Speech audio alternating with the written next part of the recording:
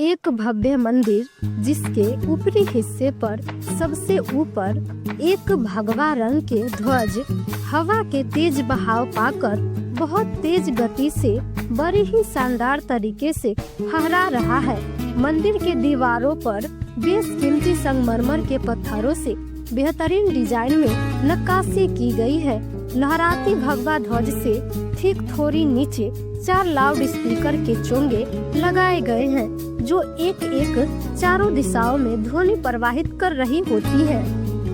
अब कैमरा थोड़ा डाउन करते हैं और मंदिर के मुख्य द्वार पर रोक देते हैं। अब आप देख रहे हैं दो तरफ मोटे मोटे एक एक पिलर बनाए गए हैं जिसके सहारे टिकी हुई है मंदिर के वो मुख्य द्वार, जो कि वो लोहे, स्टील्स और कांच से आकर्षक डिजाइन में बनाया गया है जिसे परफेक्ट कलर के रंग से पेंट किया गया है।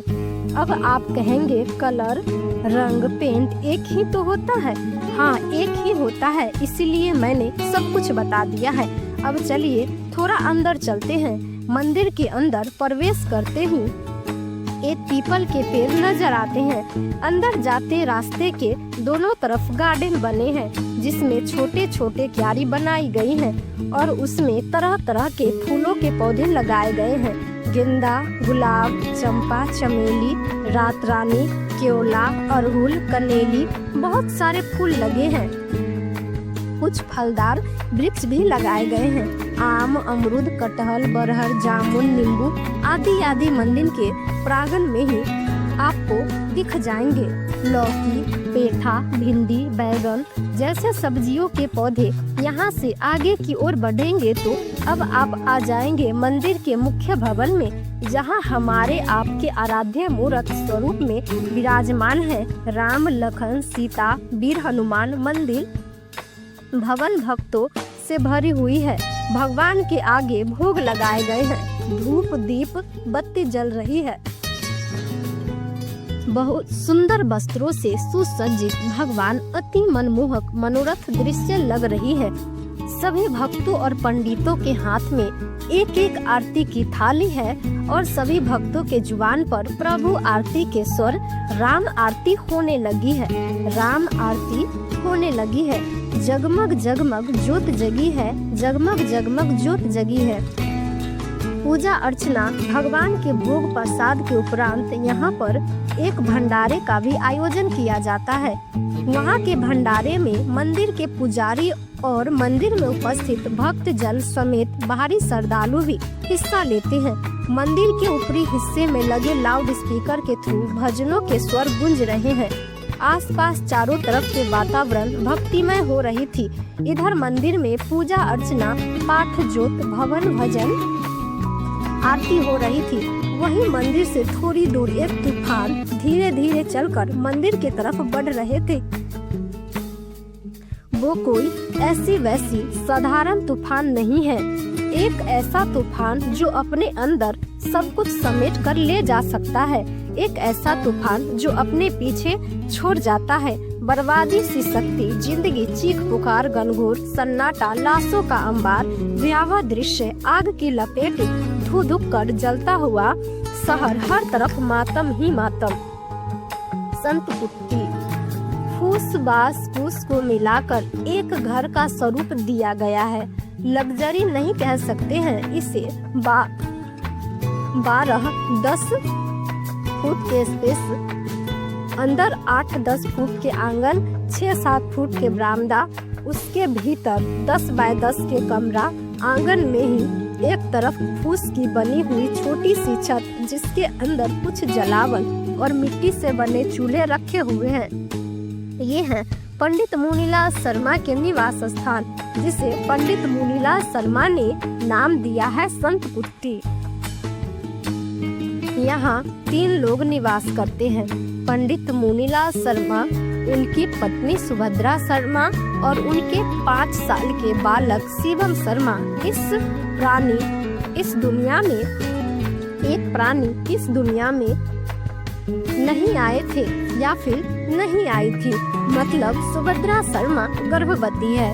एक हाथ में खाने की थाली जिसमें दाल, चावल और आलू की सब्जी है। दूसरे हाथ में पानी से भरे लोटा लेकर चारपाई के पास चलकर पहुंचती है, जिस पर पंडित मुनीलाल शर्मा बैठे होते हैं। सुभद्रा शर्मा खाना और पानी पंडित मुनीलाल शर्मा के सामने चारपाई पर रखते हुए बोलती है, आपको कुछ याद है? हमने आपसे कुछ कही थी। खाने की थाली को सही डायरेक्शन में घुमाते हुए पंडित मुनीलाल शर्मा सुभद्रा शर्मा से धीरे से बोलते हैं, हाँ तो बोलिए, आपने हमसे क्या कही थी? शायद मेरे दिमाग से निकल गई हो। ये बात सुनकर सुभद्रा शर्मा आश्चर्य से अपनी आंखें सिकोड़कर अपने पति पंडित मुनीलाल शर्मा की तरफ देखते हुए बोलती है, बहुत जल्दी भूल गए आप। कल ही न हमने कही थी कि अब हमारा शिवम 5 साल का हो गया है। सुभद्रा शर्मा की ये बातें सुनते ही पंडित मुनीलाल शर्मा को सब कुछ याद आ गया था। वो पानी पीकर लोटा नीचे रखते हुए सुभद्रा शर्मा को प्यार से बोलते हैं, वो बात तो मुझे याद ही था। ये सुनकर सुभद्रा शर्मा तपाक से बोल पड़ती है, तो आपने क्या सोचे हैं उस बारे में? बोलते हुए सुभद्रा जमीन पर बैठ जाती है। पंडित मुनीलाल शर्मा सुभद्रा शर्मा के सवालों के जवाब देने के बदले उन्हीं से सवाल पूछ लेते हैं। किस बारे में? पूरी बात बताइए न हमें। ये सुनते ही सुभद्रा शर्मा अपनी सिर पीट लेती है। अब उनको थोड़ा थोड़ा गुस्सा आने लगी थी। वो थोड़ी ऊंची आवाज में अपने पति से बोलती है, तो फिर आपको याद क्या है? हाँ, मैं बोली थी न कि अब अपना शिवम 5 साल का हो गया है। मैं भारा भक्खी थी कि जब मुझे औलाद होगा और वो 5 साल का हो जाएगा तब मैं मंदिर में जाकर अपना भारा उतारूंगी।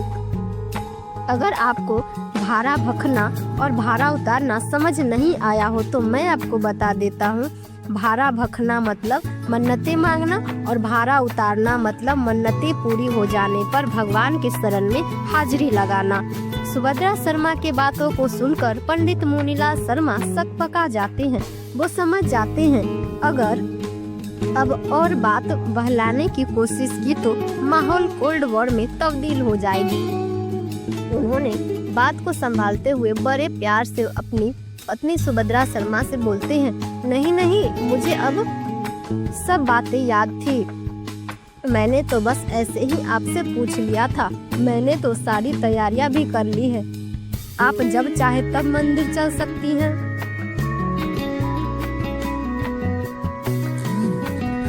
अब सुभद्रा शर्मा की गुस्सा थोड़ी नॉर्मल हुई थी। वो धीरे से बोलती है, तो आप हमें उकसा रहे थे कि मैं आप पर गुस्सा करूं। क्यों करवा दिए पाप हमसे? अब सारी तैयारी हो गई है तो बताइए ना, कब जा रहे हैं हम मंदिर? पंडित मुनीलाल शर्मा इस बात पर छेड़ने वाले अंदाज में अपनी पत्नी सुभद्रा शर्मा से बोलते हैं, किसी महान पंडित को बुलवाकर दिन उचरवाएंगे तब जाएंगे। अपने पति के बात सुनकर सुभद्रा शर्मा समझ जाती है कि उनका इशारा किस तरफ है। वो हंसने लगती है। तभी नन्हा सा शिवम मिट्टी से सने अस्त व्यस्त कपड़े में, चेहरे बालों में, हाथ पैरों में मिट्टी लगाए आकर अपनी माँ सुभद्रा शर्मा के पीछे से गले लग जाता है। वो शिवम को बड़े प्यार से अपने सामने कर लेती है और अपने आंचल से शिवम के शरीर से मिट्टी साफ करने लगती है और शिवम के तरफ देखते हुए पंडित मुनीलाल शर्मा से बोलती है, 1 घंटे भी नहीं हुए हैं इसको नहलाए हुए। देखिए ना कैसी हालत कर ली है अपनी। और बोलती हुई उसे उठाकर अपने गोद में ले लेती है और उसे बड़े प्यार से दुलारने लगती है। पंडित मुनीलाल शर्मा का खाना हो गया था। वो अपने चारपाई से थाली नीचे रखकर उठकर एक साइड में जाकर हाथ धोते हैं, फिर चारपाई के पास आ जाते हैं। वो लोटा नीचे रखते हुए सुभद्रा शर्मा से बोलते हैं, लाइए इसको हमें दीजिए और आप जाइए, आप भी खाना खा लीजिए, नहीं तो। वो बोलते बोलते अपना बात अधूरा छोड़ देते हैं। उसी पॉइंट को पकड़कर सुभद्रा शर्मा उनसे पूछती है, नहीं तो क्या? इस सवाल का सुभद्रा के पति पंडित मुनीलाल शर्मा बड़े ही प्यारा जवाब देते हैं, यही कि आप अकेली भूखी प्यासी थोड़ी न है। एक बार फिर से सुभद्रा शर्मा के चेहरे पर मुस्कान आ गई थी। प्रिय पाठक को नमस्कार, कैसे हैं आप? कहानी आगे भी जारी रहेगी और जानने के लिए आगे की कहानी पढ़िए अगले भाग में धर्म रक्षा। यह कहानी आपको कैसा लगा हमें कमेंट करके जरूर बताएं। कहानी पसंद आई हो तो लाइक जरूर कीजिएगा। ये कहानी आप अपने दोस्तों में शेयर कीजिए, शायद उन्हें भी यह कहानी पसंद आए। आपके सुझाव का हमें इंतजार रहेगा। आपका कमेंट पढ़कर हमें अच्छा लगेगा। धन्यवाद।